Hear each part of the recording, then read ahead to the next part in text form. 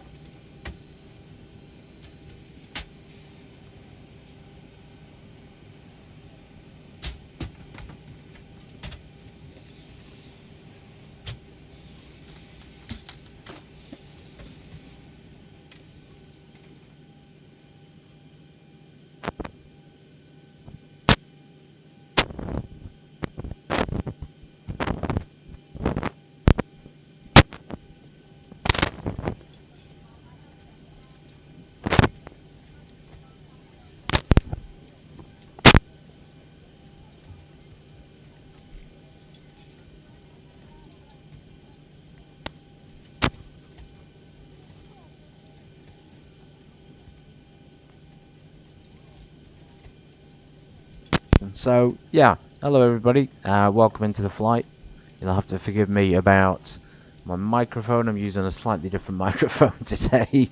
I was just talking through the flight plan to myself a little bit, but yeah, welcome and hope you're all having a great day and had a great weekend, etc. Gone back to using the old microphone, you see, so it's built into the headset. It's a bit fluffy and gets in the way a little bit. So yeah, packs are loading up. As I said before, we are expecting the Trunken November departure, November 2, with 184 packs on board. So what I'm going to do is I'm going to bring up the charts. So let's get the charts up first.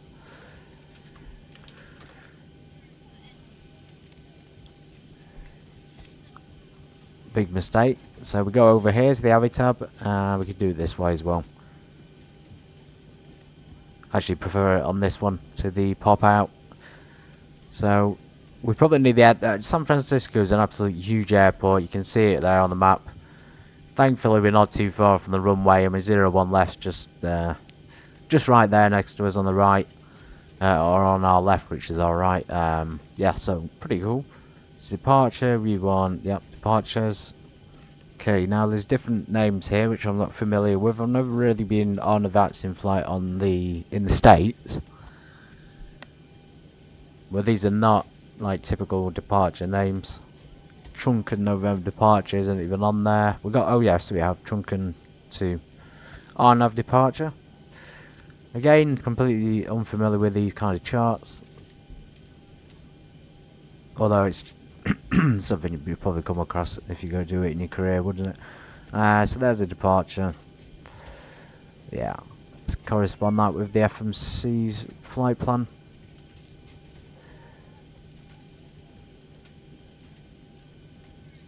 Not really the same thing, is it? And it's only showing one runway on that map for some reason. Oh well, we'll figure it out when we get a bit closer to taking off. Doing these set minimums at the moment though, and QNH as well. A simple way to do it. Let's go off the departure thing for a second. It's to just enter the airport, and then you can scroll down. It'll give you the QNH at the bottom. So obviously it's America today. I forgot about that. So we want the inches rather than hectopascals. 29er. Yeah, so we check obviously winds, things, etc., etc. 2988 on there.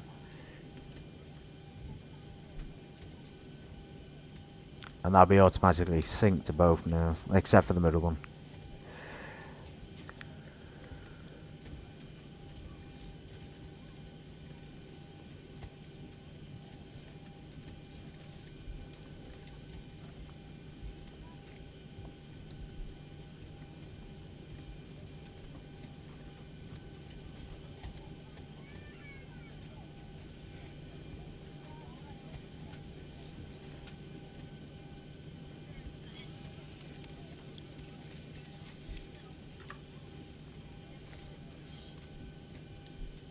Like I say, nice, fresh and early this morning. We're expecting a sunrise. A sunrise in about an hour. The flight is scheduled to be 2.5 hours long. That's including ground time. So hopefully when we get to Aspen, when we depart San Francisco, we should see the sun coming up. And that back door hasn't opened again, has it? No, it never does for some reason. It never opens automatically. Yeah, so ground... sunrise, and then we'll get to Aspen. It should be bright, sunny daytime.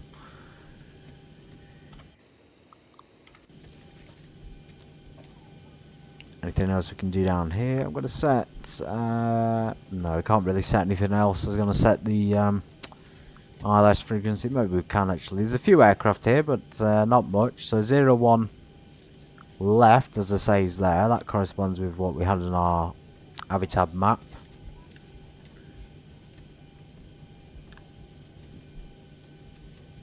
Looks like it's going to be a taxi to Alpha, and then Bravo, and then Zulu. We're going to be using the full length of the runway, so you might as well taxi round Zulu and then Sierra 2. And I will tune in. If we need to come back, there's no ILS frequency for it. That's fine. Tune the DME into nav 2 for now, though, in case. San Francisco, of course, is on the west coast of America, just in case people aren't sure. A lot of people seem to think it's over on the east.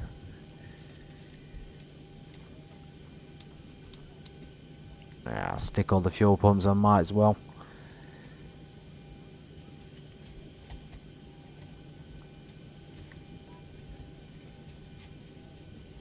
Now remember, we got ground power connected, which means that all the systems will be charging.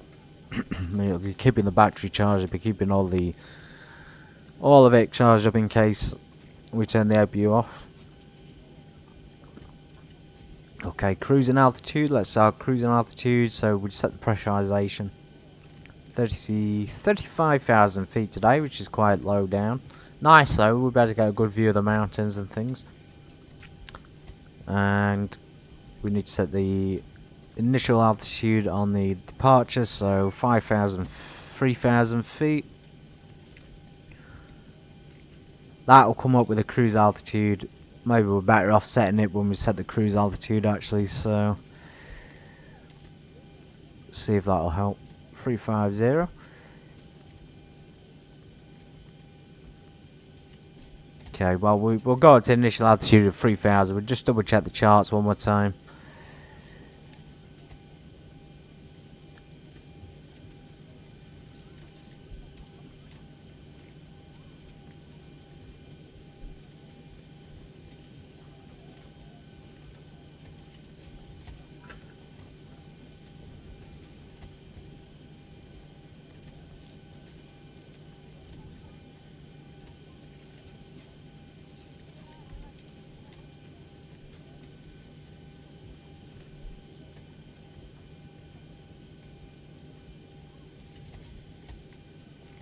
After trunk or trucking, need hypey.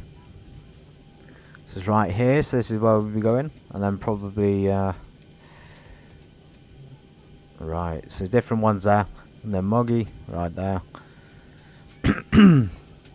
Top altitude, flight level 190. Can't really see any other restrictions on it.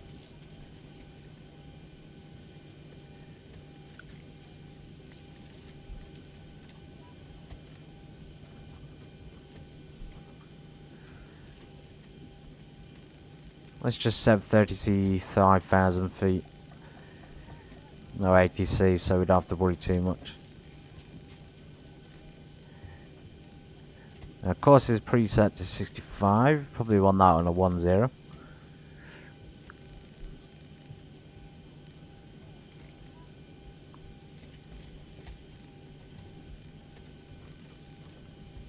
So that corresponds then with departure. And the same with the heading. We really want to get it all aligned so we know we're flying in the right direction. There's 01. The other way.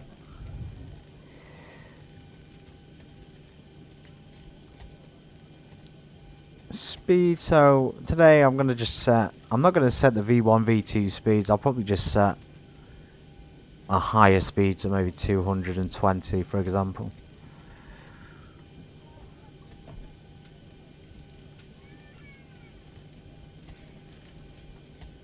There we go, flight level change.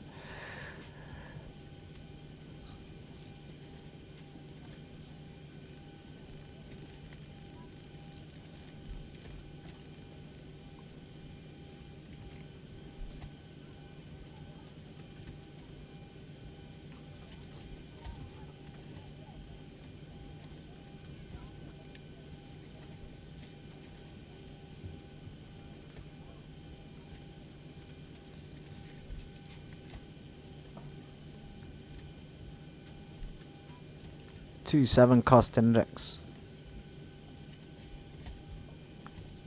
So the air temperature is 16. That's probably for the cruise. I've just realised that's probably for the cruising temperature, so that's wrong, so we want to get rid of that. Transition level, not too sure about San Fran. I don't think I've ever flown here properly, so transition level's 180, 18,000 feet. That's pretty high up.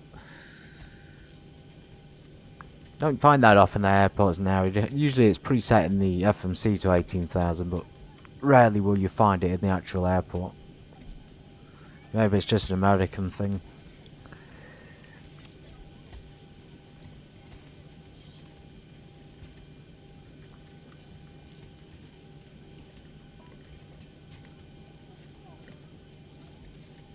Well, anyway, I'm Grantham. We're going to be flying today San Francisco to Aspen, and we're just waiting on very slow passengers at the moment. We are in the 737-800 NG by Zebo.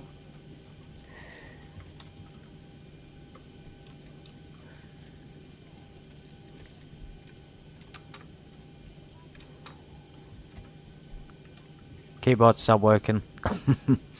Anybody who's flown the flight sim probably knows that feeling. Everything breaks. You don't want it to. Keyboard's completely malfunction. Right, I think that's the sound of the doors closing. So hopefully the jetway is going to disconnect. Yes, there he goes, nice and automatic. Can't see outside to see if the door's shut at the back. What it is, it's closed nice. Yeah. I'm going to have to bring up the chart anyway for the...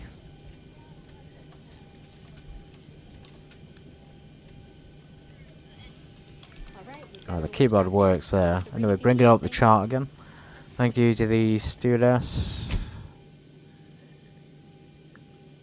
Plan our route 01. There's 2801 left is up here, so it's probably going to place where we said like Alpha. Actually, we might as well take Alpha or Bravo, or maybe Bravo because it's on the outside, and then down Bravo to Zulu. Let's try that. Okay, we can get our pushback started in a sec. Grounded cockpit. Tow is driving up. Beacon lights are coming on. Hydraulics are coming on to pressurized. Let's turn the piezo's on now, just in case they're not working. And it's cool as well. I've just noticed this version of the Zebra mod actually just the inner. Okay, all doors and hatches are closed. Ready to connect. It actually adjusts the voice of the cabin crew, so now we're getting the Southwest Airlines cabin crew announcement. If you're flying the Ryanair livery, you'll get the Ryanair livery announcement. So it's absolutely, specific.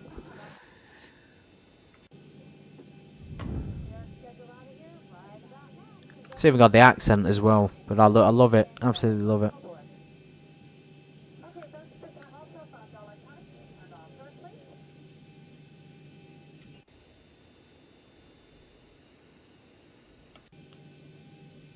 Grounded cockpit, please show me where you want to go. Okay, it's not a straight out departure like I thought, or straight out pushback. It seems to be showing it as being one, but it doesn't. It doesn't look like one. I think we can do that there. So connected and bypass pin inserted. Release parking brake. Starting pushback, and you may start engines.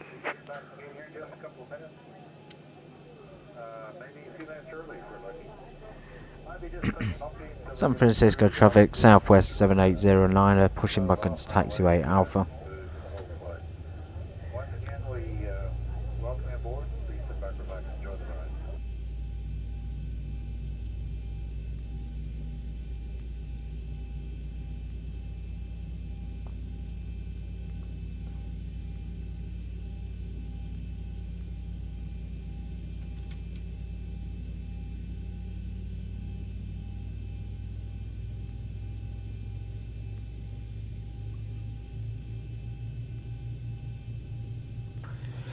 It's not giving me the... Oh, there's no planned fuel in, that's why.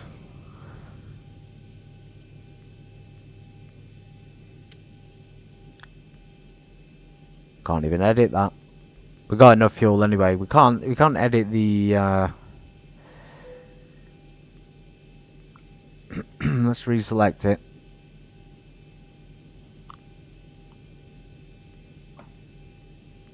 I can't get the center of gravity this time for some reason. Anyway, second engine is coming online. Nice and quick on the pushback.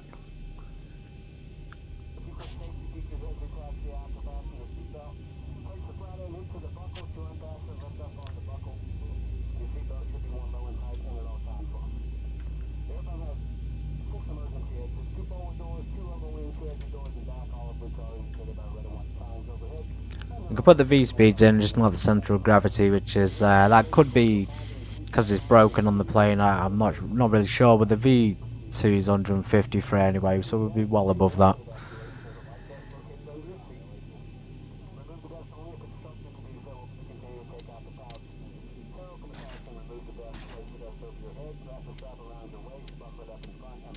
Operation complete. Set parking brake. Okay, he's going to disconnect, and then we can get taxiing. Perfect pushback. Cabin crew's making their announcement, so we'll give them a little bit more time. As soon as it says cabin ready, we're ready to go.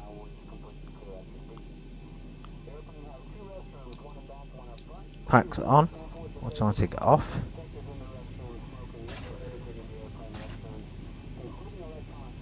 Maybe you bleed air coming off.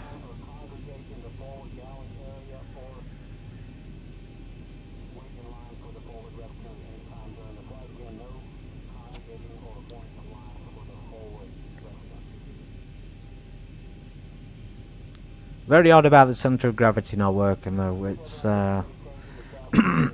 usually has no issues doing it. Tow is disconnected and bypass pin has been removed. Hand signal will be on the right. We'll see you next time and have a great flight. Okay, thank you.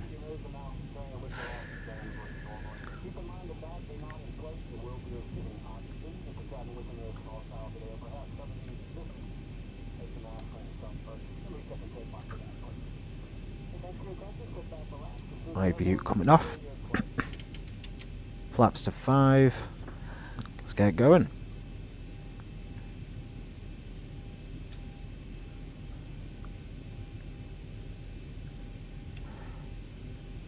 Yes, I think it probably will be Bravo. Sorry, Alpha. I keep changing my mind. It's going to have to be Alpha because it's Alpha and then Bravo and then Zulu.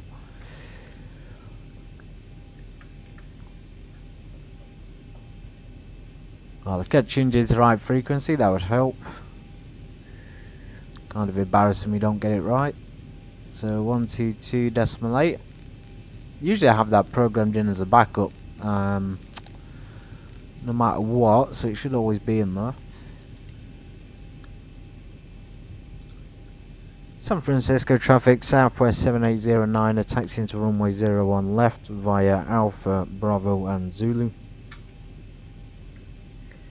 Okay, flaps, symmetrical deployment. So there's a little split there in between the flap indicator, so that's for both sides of the wings obviously, left and right. If they don't go to number 5 at the same time, it means one wing isn't deploying flaps. Okay, we've got good response on the throttle. Good start-up time, about half an hour. I think it took a little bit longer because we had more people on board.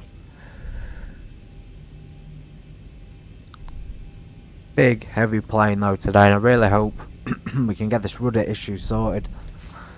As I say, it's no control below above 80, but it's even harder control now without a specific rudder pedal.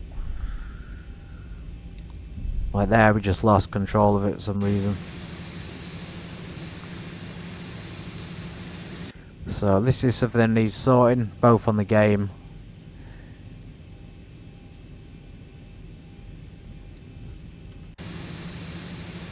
Yeah. So he takes it out, now it's lost complete control of it. If we go into Alpha, your axis controlled. No, we don't want that. We don't nothing on there. Hang on, let's just get off and just put it back on. So usually you could change this menu.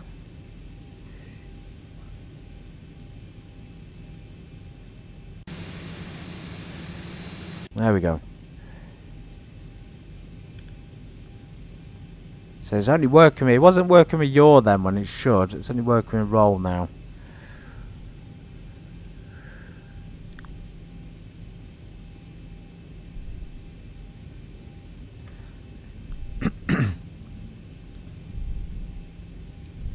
Well, last flight went well, everybody. I think there was a lot of people watching us. But obviously that doesn't correspond to likes and comments. It's like 5 or 6 people is a good thing. It's a good thing to grow the channel. And if everybody liked and everybody commented, we'd be able to grow it a bit more, you know.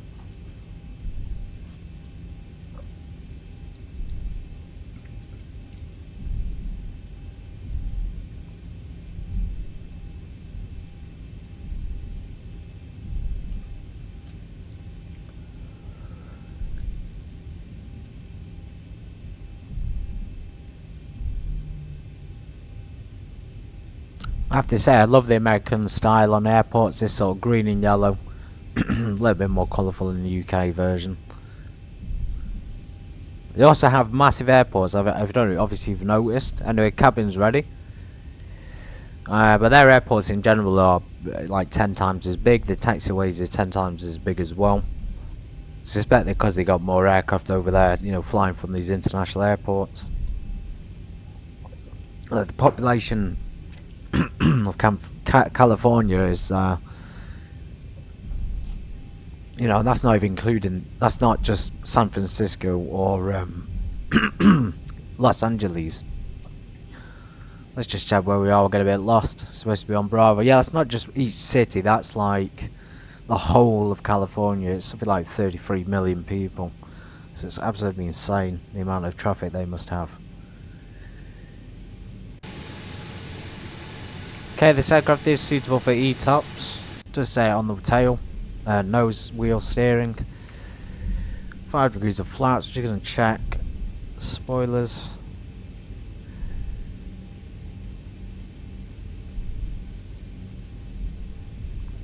Good deployment of spoilers there.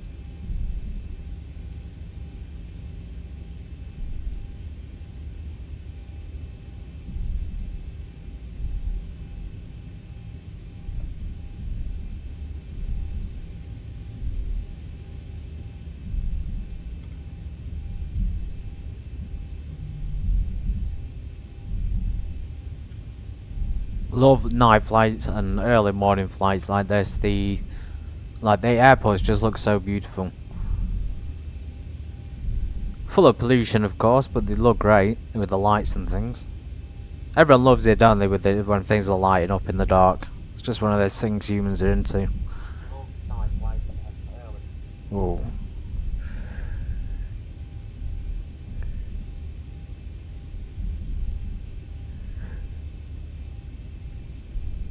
So yeah, be sure to give it a like. I don't usually ask. I don't like to ask, but it does mean a lot, especially when we've got people who, you know, who enjoy it.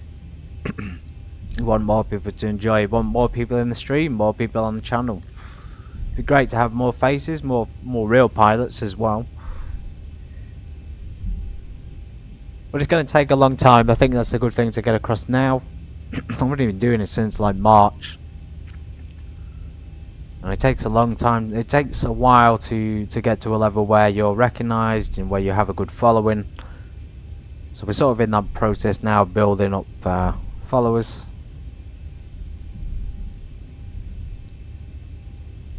The main goal, of course, is aviation, but I have mentioned about the newer games, these action-based games, which are pretty fun. I have to say, my experience on that Marvel Rivals is it's a pretty good game. It's really addictive. So we'll definitely keep playing that on the channel. Secondary to this stuff, don't ever worry about the plane stuff going away. That'll be here to stay. Anyway, we're at the runway just about. Just got about to find it. I think it's right there, is it? So, yeah. Let's take the right hand turn here. I really hope this is the right runway.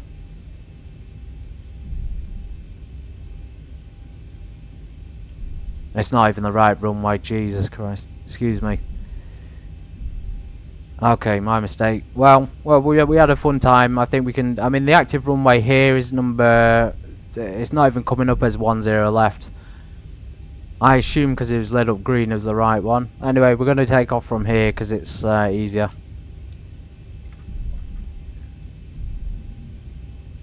It's more into the wind, and there's no ATC online, so we don't have to worry too much.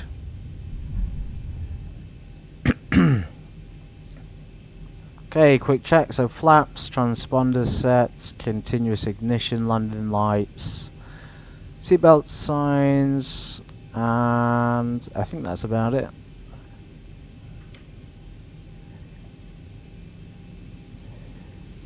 So usually, like I say, yaw would work, and for some reason you have it on roll now for it to work.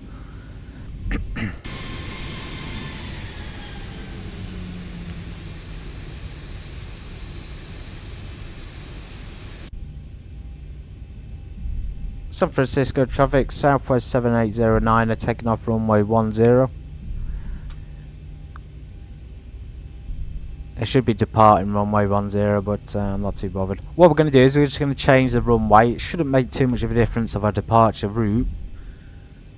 So departure is going to stay the same, but it's going to be 10 left instead of the other one. We're going to have to reprogram it just a little bit. As you can see there, so it'll be that initial turn to the left. So it's pretty much the same thing. It's not too much of a problem. We go back to legs.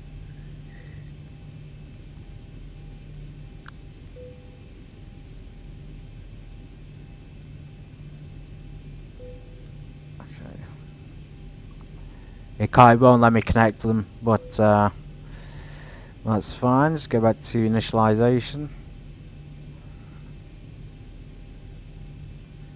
Possibly because it's a different size runway, it's pretty much the same. We know how to get there anyway, we know how to do it. No worries there. So weather radar's coming on just before departure. Pray to God this is going to work and it doesn't go all over the runway again. And go up to 40%, check for any issues. The biggest blunder in aviation is taking off or landing from the wrong runway, but we're alright, we're self-assigned today. Okay, 40%. I'm going to do it manually first. There we go.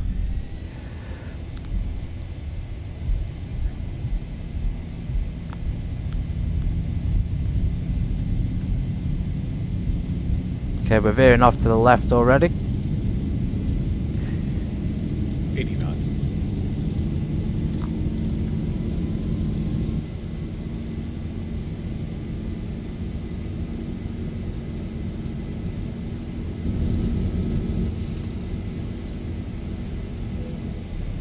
That's V1, rotate. Positive rate. Positive rate, gear up. V1. We really could have used that trim percentage to get that nose in the air.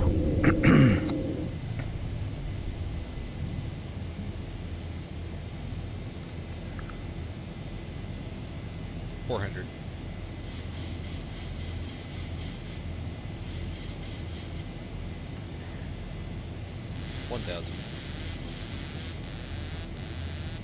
It's just trying to pitch for the 180, don't worry about it. It's very, very foggy actually, you can't see anything. Vertical navigation. Okay, we need to get back on track, so... some reason won't let me connect that to there. We'll just have to turn to it manually. Look at that sunrise, blimey. Absolutely beautiful.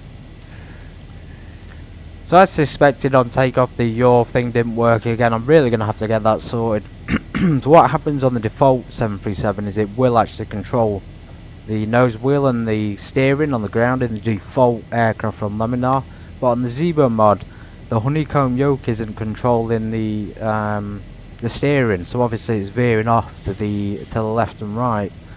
Now I really don't know why it would be so difficult to program that in. If you go back, you can see many flights where I've done it normally because I've used a controller, an Xbox controller, but since switching to this specific one, it's not been functioning. So just be aware of that. It's not reflective of the pilot skills, I don't think. It's more reflected of software and hardware which hasn't been, should we say, programmed correctly. We can't engage that. Oh, can't engage that just yet, so we'll just wait. We'll fly towards finally trunk, LNAV and VNAV. Flaps to 1.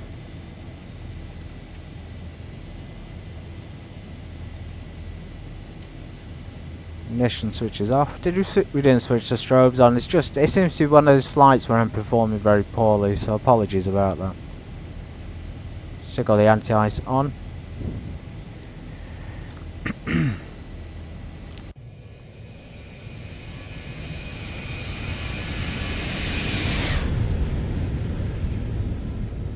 Amazing. LNAV is on, but it's not working. So let's try and turn that on. Trunking.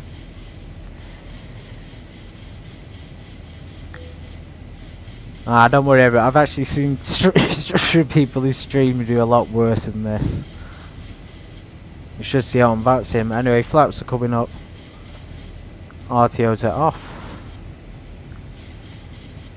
Over airport down there.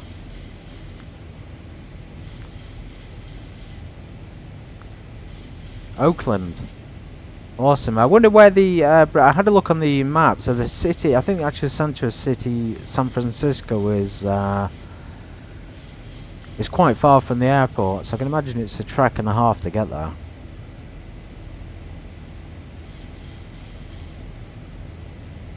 Right, climbing nicely, pressurising nice and smooth. Anti-ice is all on. Everything's pretty good in terms of systems on this aircraft. So I guess it's just a case of having to invest in a set of proper rudder pedals, which at the moment I haven't got. And enjoy the flight, everybody. I'm going to allow the autopilot to free my mind a little bit and take control. We will set our current heading course though to our heading.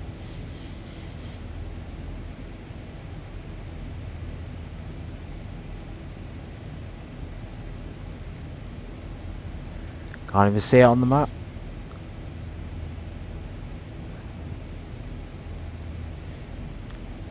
030 from now, and heading also on 030.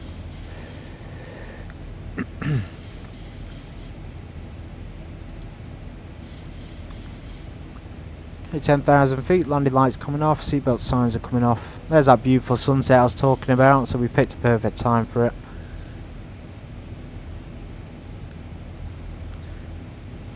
Bank angle limited to 20, and then we'll change it to 10 where we're a bit higher up. So automatic N1 speed has gone to 305 with 20 degrees of bank. That's interesting. I wonder why it would climb so fast. Right, I'll be back in a minute.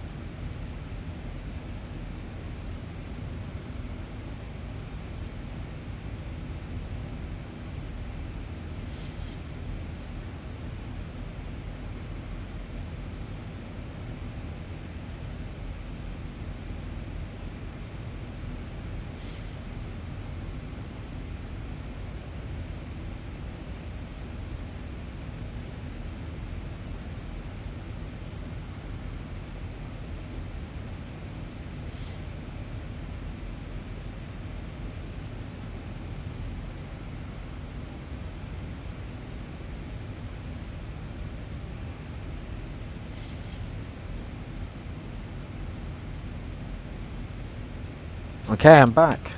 Free to take any questions. Climbing now, pretty strange climb out as well from San Fran. As predicted, bright and sunny.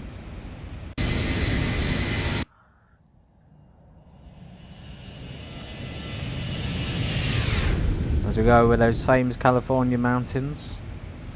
I have to say, Southwest Airlines livery isn't that great. I mean, I thought it was alright, but like now when I look at it in the sky,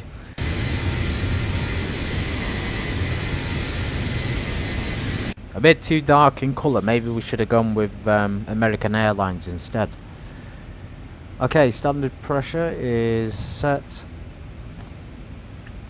Climb out 304. Doesn't seem like a normal climb out speed, to be honest. We should be climbing about 270, 280. Just feels like it's too fast. It's cool though. It says down here turbine N1 there. It's got two references for it.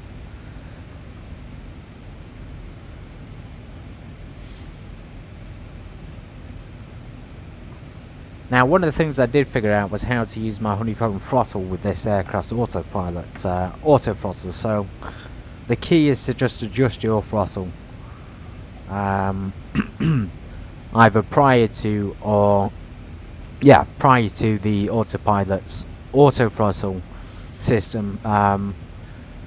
You know, doing it itself. So if it's going to reduce it to cruise thrust, you need to reduce it on your throttles first. Because if you reduce it after the plane's autothrottle system's done it, then it's not going to work and it'll disengage the autothrottle. So the key is to just be as close to it as possible, but obviously don't take control of it. It's not recommended. Nice and bright, so I think we can start to crank these down a little bit at some point. Does look chilly though, it's still at 4 degrees at 20,000 feet.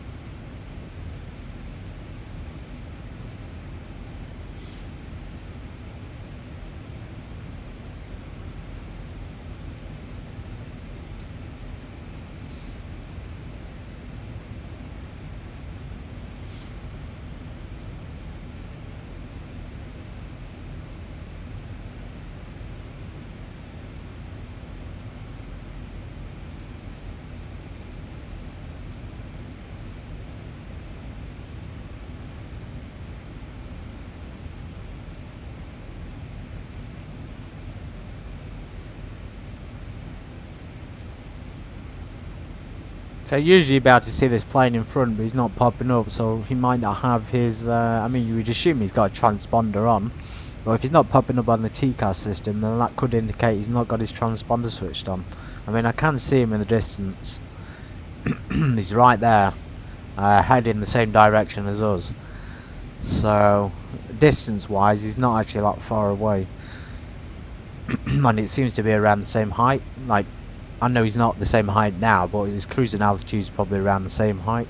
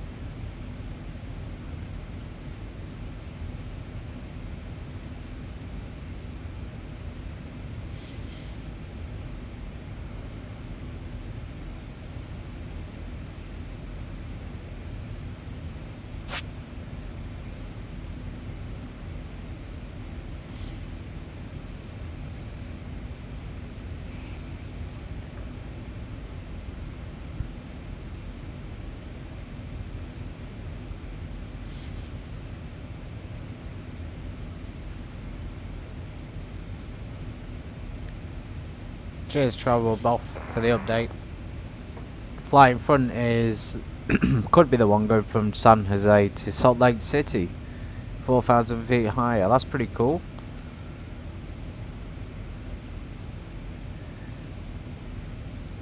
There's Renault anyway. Got a feeling we may catch up with this guy. Still got him in our sights, of course. Can't quite see him actually. We're gonna zoom in. So now we're above 30, just about. We can turn that to 10 degrees of bank angle. He did just to pop up on my screen there, but he's gone off again. I don't know if he's. I don't know. Maybe he's got his transponders malfunctioning or something. He was there a second ago.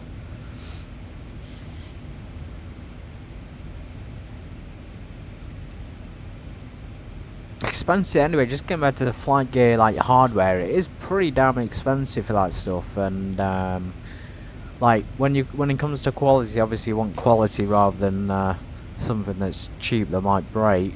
The Honeycomb is definitely a quality product, but then you price it all together and it's really expensive. So just be aware of that when if you're getting into this. Don't think it's going to be a cheap thing. You know, you probably have to save up. Most normal people would have to save up for it. Anyway, look at those mountains. We have hope for X-Plane 13 that the scenery is going to be real world scenery.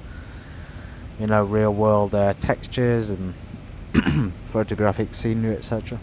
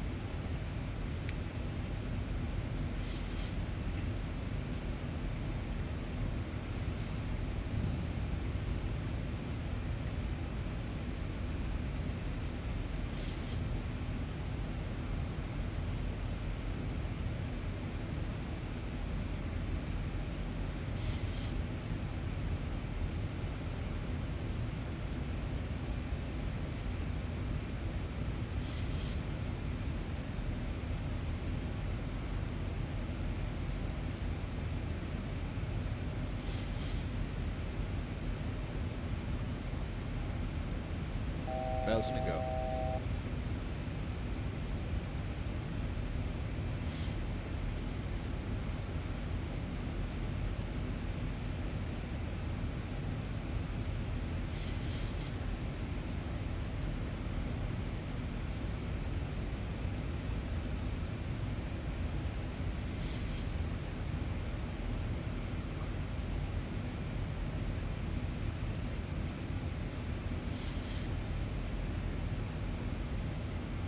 Yeah, you're right, Travel Buff. You are correct. Just checked on the VATSIM radar.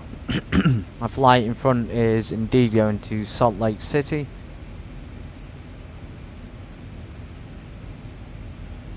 We've also got a plane passing us on our left hand side in a second at flight level 270. There's slightly below us some kind of jet. So now we're at cruise. Now we can reduce our throttle, or as I was saying, on the Honeycomb quadrant just a little bit. Just preempt the auto throttles move, and then as long as it's in the region it needs to be, or adjust it automatically.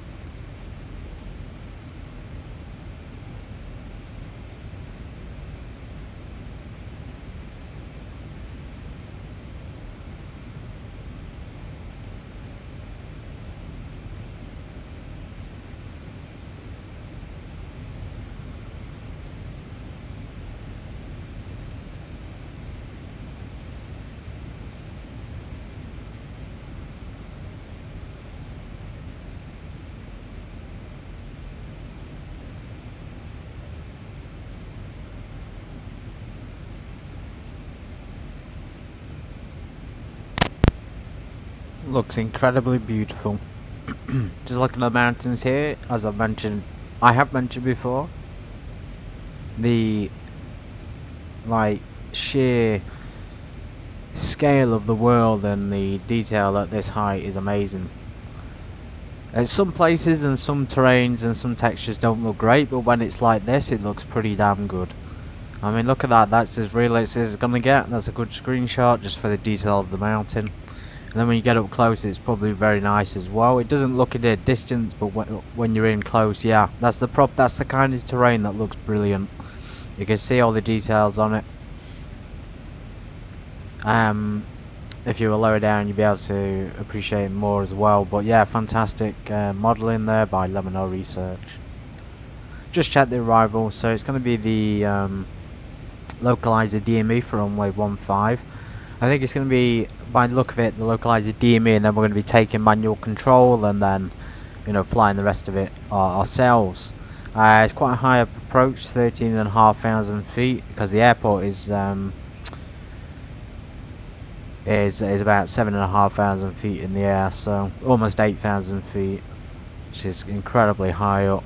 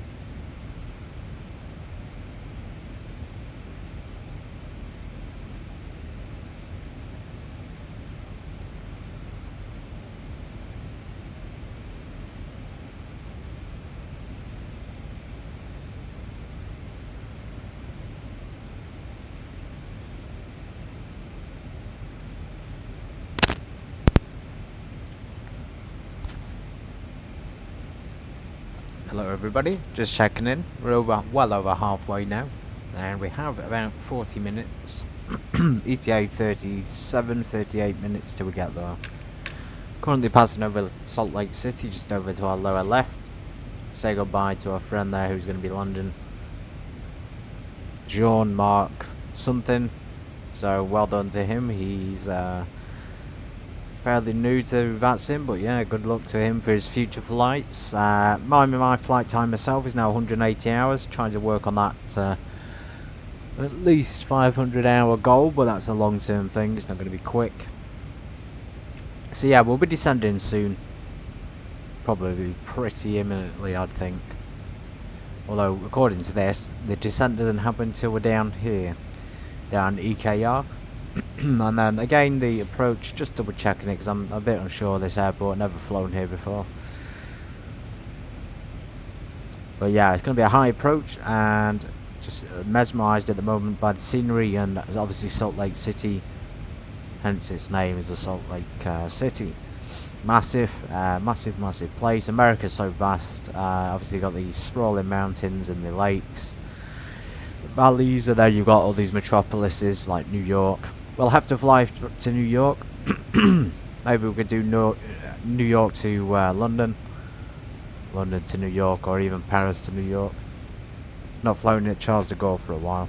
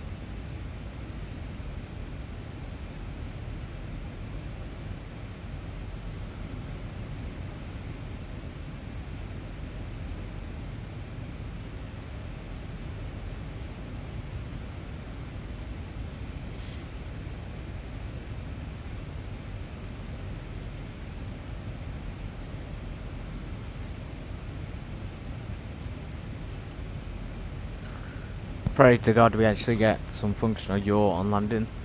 Let's hope.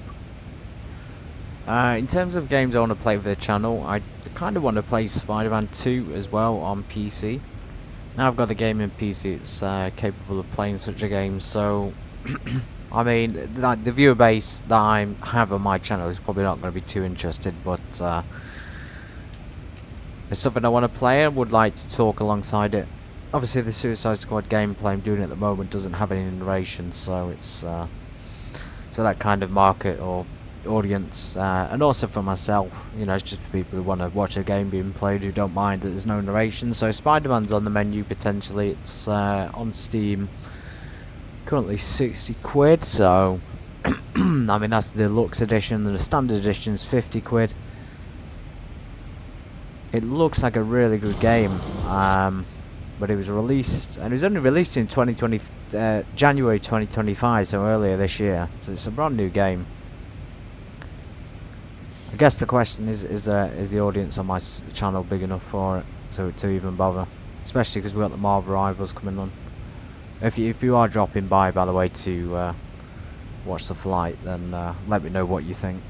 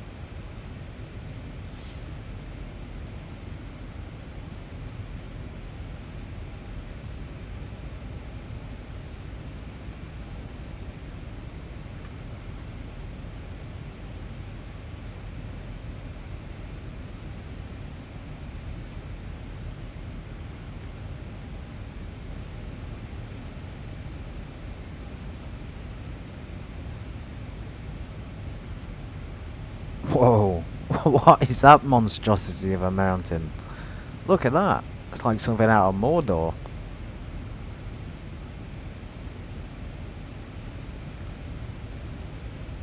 Yeah, New Zealand's on the agenda as well at some point.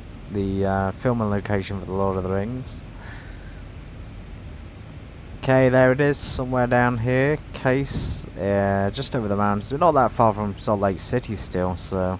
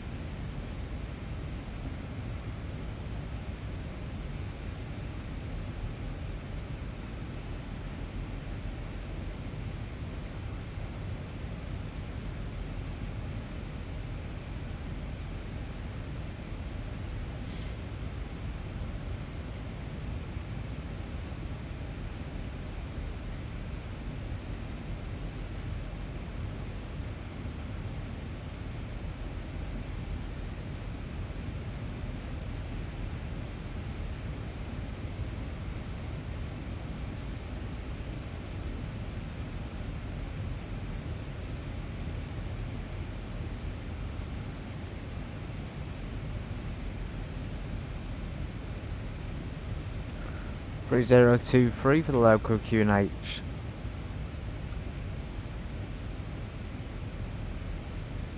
high up there. And I'll keep the chart open. I'll keep looking at it for reference. I don't even think this is going to be much use, to be honest. We've got the heading, we've got the ILS, we've got the localizer frequency there. There's not an ILS, but it's the localizer DME. It's pretty much as good as it's going to get.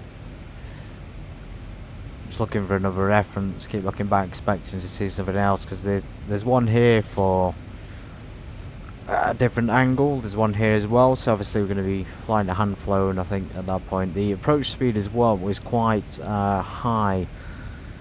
I thought it was going to be about maybe 140, 130, but it's coming up as 144, so it's probably about 150 landing speed. So yeah, we might be a little bit all over the runway, but as long as we don't crash, I think it's going to be a good landing, even if we veer off because of the rudder things. I did try and alter the rudder using my new controller as well. So I was using the Xbox controller in the past for the rudder. It had no issues, even above 80 knots, but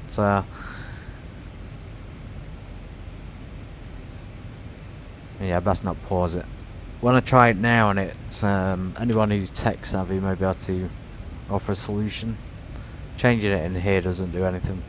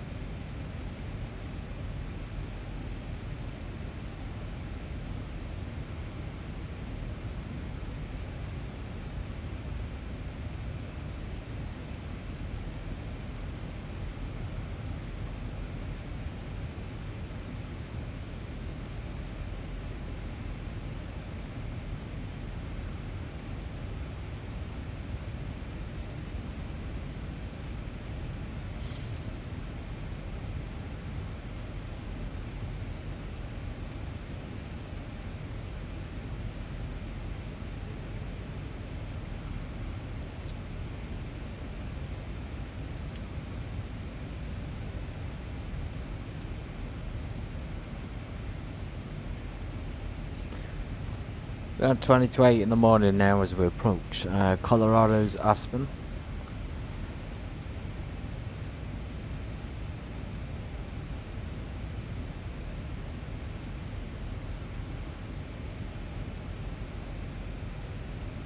It's going to be a straight in flight, so straight into runway 15. I think we should probably start descending at the moment. Just make sure we're down nice and early.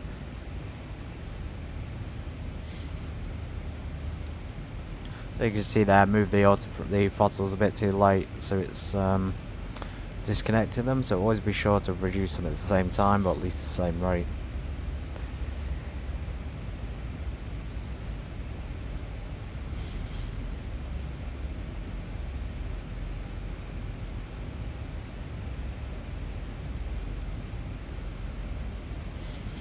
In this case, we can fully pull them back, fully idle the throttles. Just allow the plane to speed down. We're going to keep the auto brakes on number 3. On the speed brakes.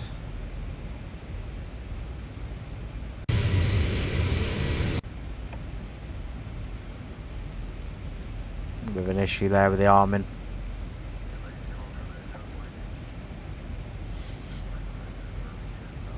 Okay, they're making the cabin announcement.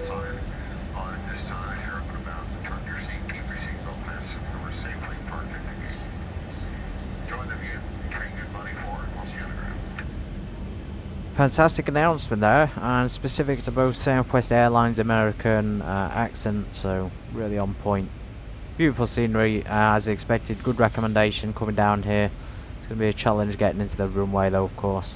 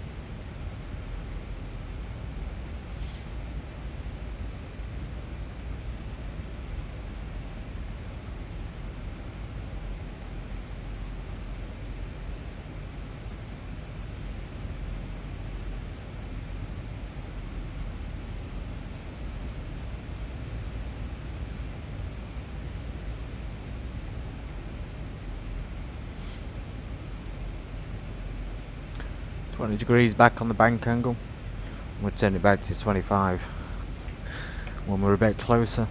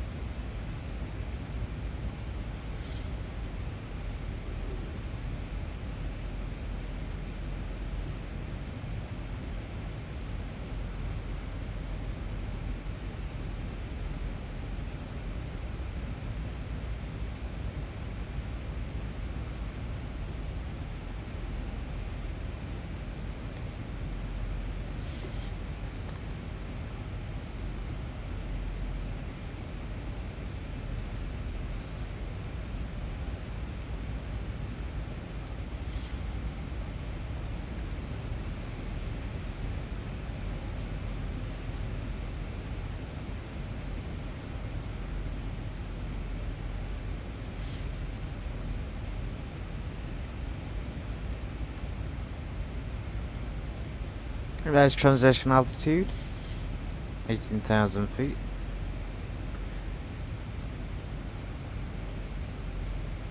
It's going to slow that descent round. We're going to go down to 30,600. We should still be clear of the terrain by quite a considerable distance. So we don't have, we have about 34 nautical miles till we're even due at 13,600. So nice and early, which is good. I'm going to set the heading now for 150 or 151 for the runway heading. So as you can see, straight down Throttle, straight in arrival. Just hope it's the right runway we're using. Usually, obviously if it's an empty airport, it wouldn't really matter too much what runway you land on. I mean, the flight SimBrief it gave me runway 15, but it doesn't always correspond with that sim's regulations, etc. It's usually different.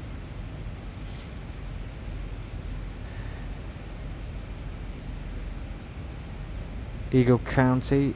We are going to counties today. There it is. There's county. So it's Aspen, Pitkin County. This is Colorado, of course.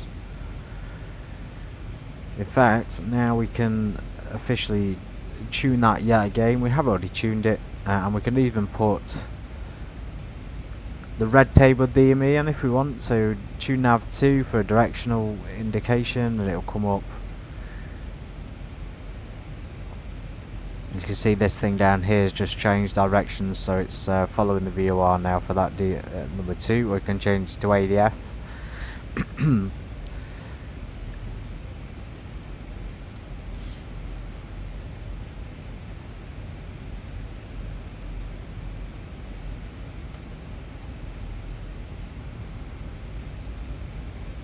And of course it's raining, so we've got a nice little challenge here. It seems like the winds are pretty mild though at the moment, 7 knots.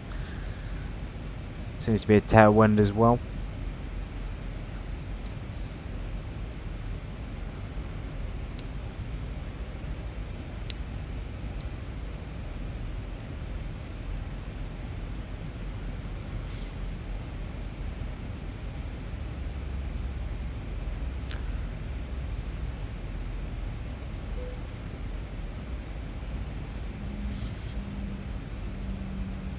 Drag required, that's fine. We only need to slow down 270 at the moment. And then the next top deceleration point is there. Altitude-wise, we don't really want to go below 10,000 feet.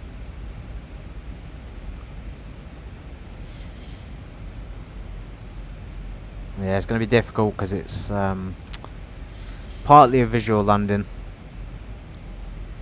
Partly, it's just going to be a little bit difficult to do it. We'll keep descending though down to 10,600. We have set the minimum, so barometrics 200 feet. We've got all the references here for 149 for the landing speed. We can cross check it on here about that. And then obviously the standard pressurization is set. I think at the moment we could probably stick our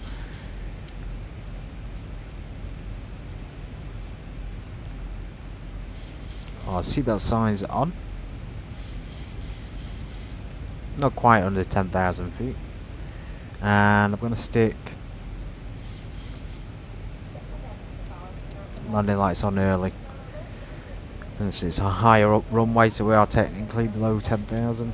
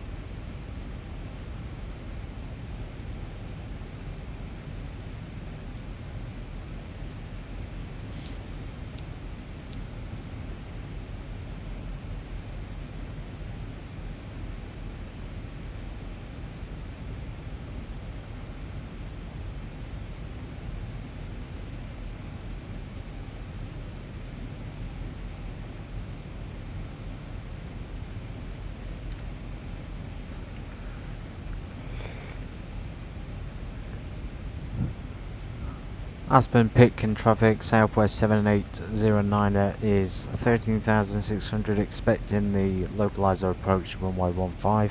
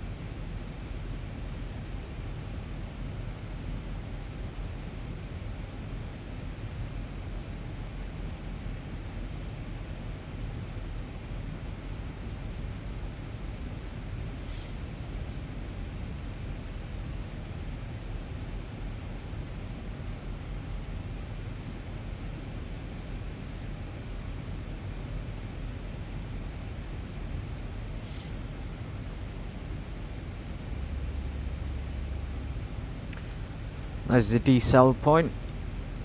So we decelerate now to 255. Just keep an eye on that, because I want to make sure we're going to disengage the autopilot at the right point, otherwise it'll just fly the missed approach and holding pattern. I assume it will anyway, unless we select like approach mode.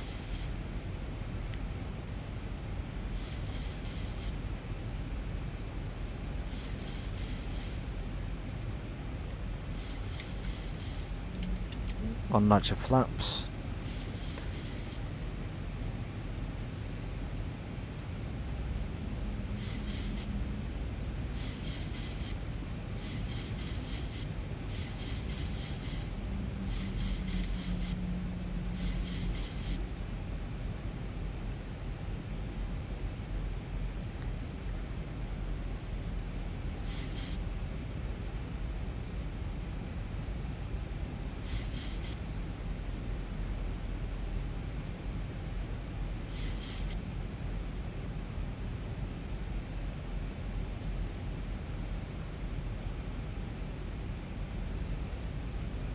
Cabin is ready. Brilliant. So we press the button and confirm we understand that. Put the ignition continuous now so we don't forget. I think anti-ice can probably come off, give our engines a little more power. Well, it says, yeah, I was going to say it says turn it off then. Turn it on, but we turned it off. And I think that's about it in terms of checks. We've got landing lights, we've done the annunciation recall, the flaps are set. Speed is checked for 149.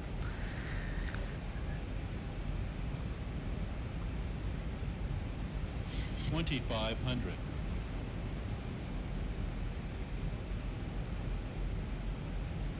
Slow that descent just a little bit.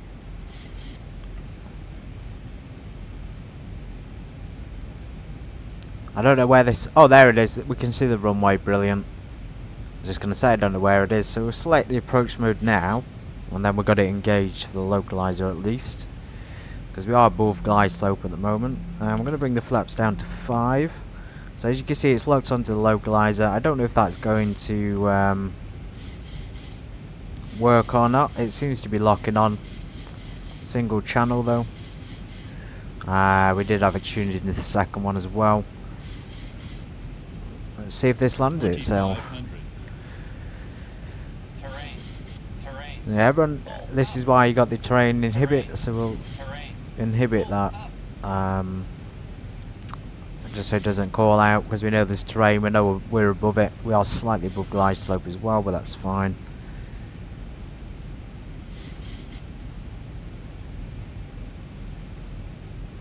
Let's turn auto throttle off. 2,500. Gear coming down, nice and early. Going to slow down pretty quickly. Did inhibit the terrain warning. Doesn't seem to have done anything.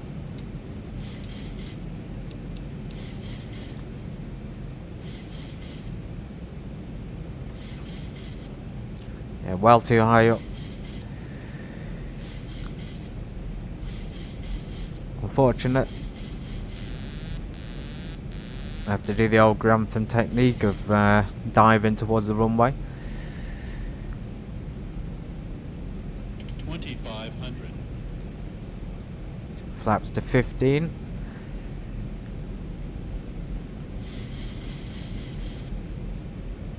So we should lose speed pretty quick. I think at this point we should probably go around.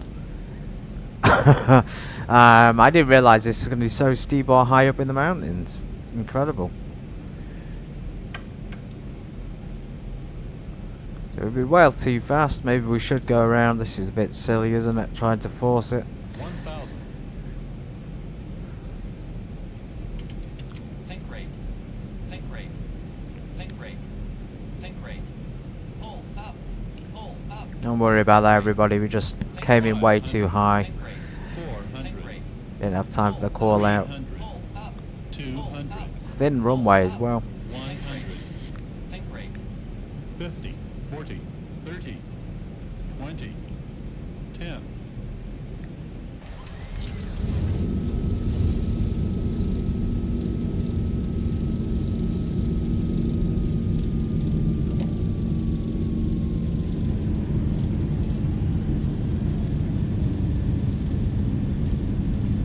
There's that yaw to the left because of the rudder. Still not working even though below 80 knots. Still absolutely no control over it whatsoever. Absolutely awful, isn't it? So you have to put it on roll now and not yaw. That's not actually the correct one, but yeah, make do with it. Okay, well, we got here in one piece, so flaps up.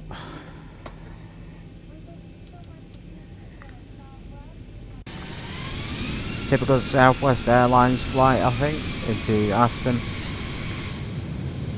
It's a real shame that the rudder thing ruins it. I mean, obviously yours the one it's been on the whole time, and that should control the tiller. But instead we're having to put roll on to control it. It's just so annoying. Well, I hope you enjoyed that flight. The landing was... just the flying in general wasn't great on my part because of the controls, but we can't keep blaming them.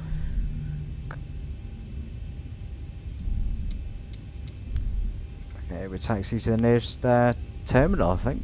Pretty smooth takeoff, smooth landing, smooth flight in general. So taxi lights. Seems to be a parking space there as well. We turn the strobes off. Transponded to standby.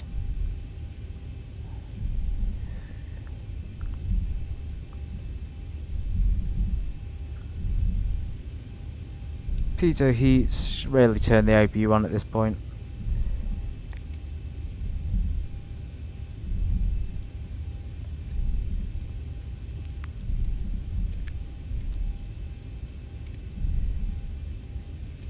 Yeah, I got a bit mixed up there because I forgot the runway was about 8,000 feet. Anyway, we've gone past that parking space. We're going to park probably a little bit further up.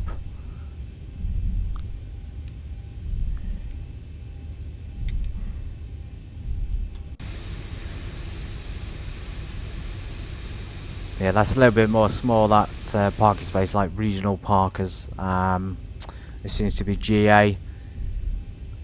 Maybe we can just park ourselves down there where that radio tower is. Doesn't look like it's suitable parking, but it's you know, it's a space, isn't it?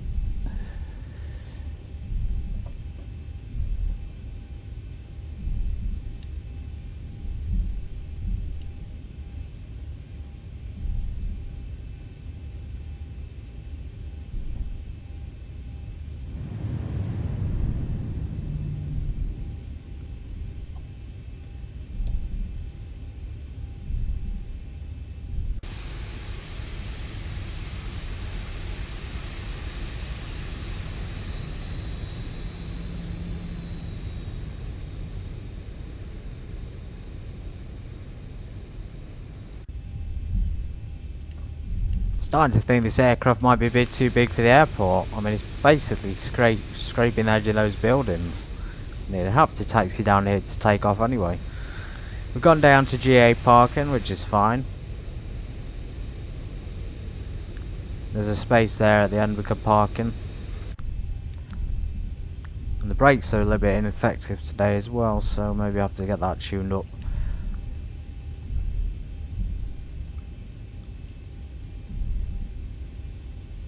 And remember, the buses will come for the packs, so that's kind of why I'm parking here.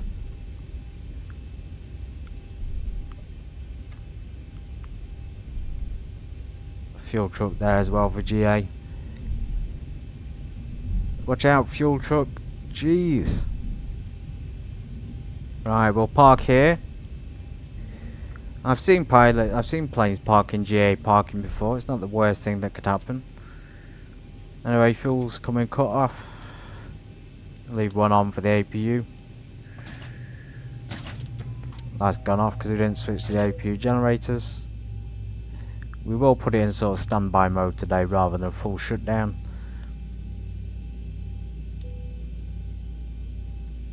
The only way to get the packs deboarded, by the way, and unloaded is to I don't know how that came up with great landing or great approach. But yeah, the only way is to turn the beacons off, obviously shut the engines down.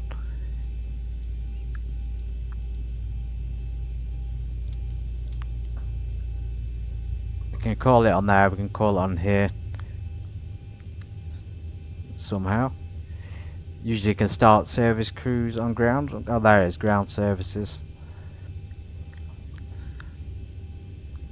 The doors are opening, so that should be the packs. Yep. Fantastic. And it'd be really cool if they added chocks to this game for the 737. Okay, all the doors, everything's sorted, APU bleed air coming on, packs are coming. I'll turn the packs off. Window heat and things can stay on APU. Your damper is off for some reason, let's leave that on. Well, I see we landed in Colorado, Aspen. It's been a strange flight. I hope you've enjoyed it. As usual, I'm Grantham, and have a fantastic day. I'll see you on Saturday for anyone who's interested in the Marvel Rivals stream, and then again Monday's standard plane stream. So see you then. Take care.